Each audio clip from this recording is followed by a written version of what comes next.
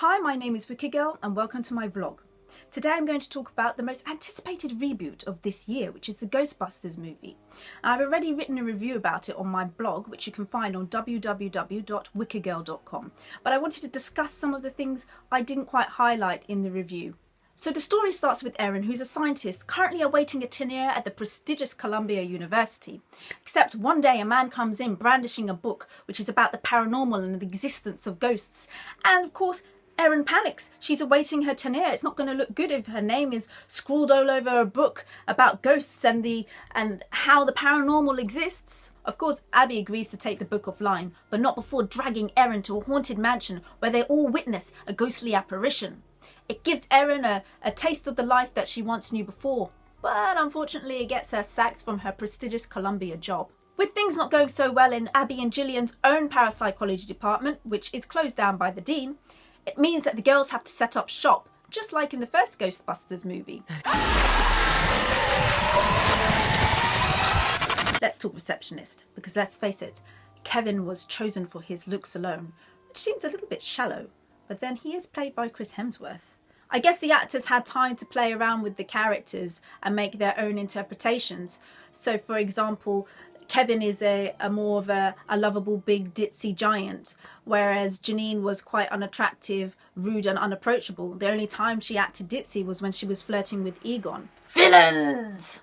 A rough quote from the movie which one of the girls says is, "It's always the quiet pale ones," which kind of lays down the path for a cliched villain, the loner, the sociopath, the outsider, the outcast, which is exactly what we have in this movie. Maybe we all know somebody like Rowan in our lives. I mean, he's a super intelligent little sod.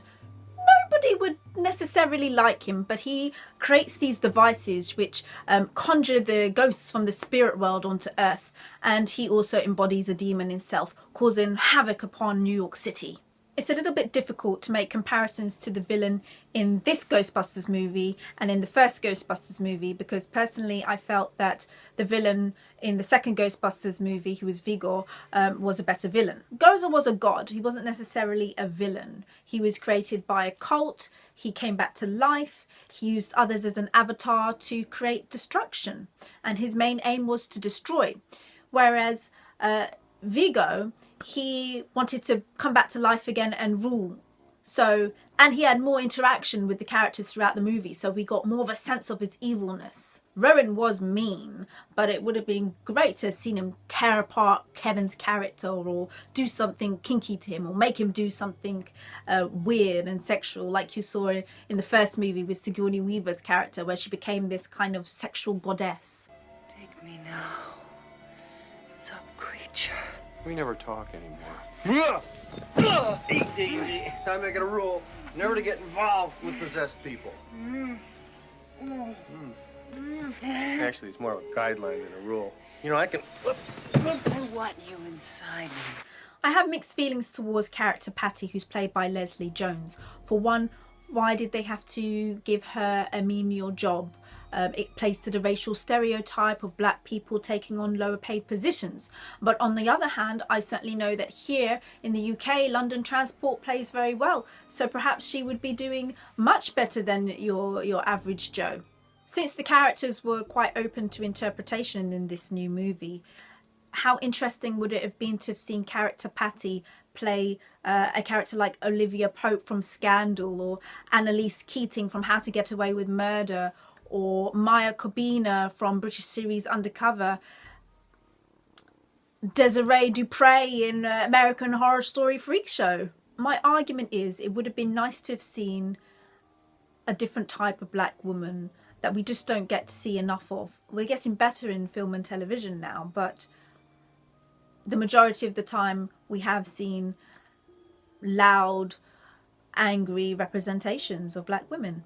Whilst awaiting the screening, they played both versions of the Ghostbuster theme. So they had the old one, which was by Parker Jr., and the new one, which is by Missy Elliott and Fall Out Boy.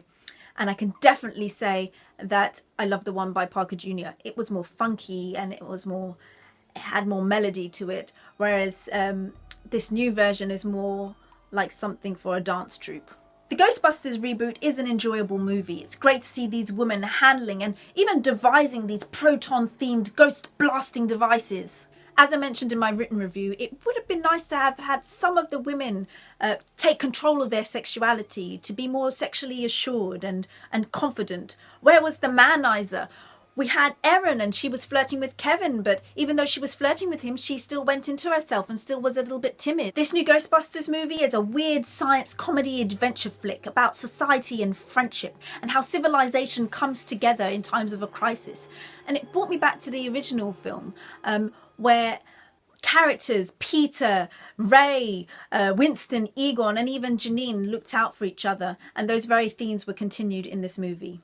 Thanks for tuning into my vlog. You can find out more on www.wickergirl.com. Hope to see you soon. Bye!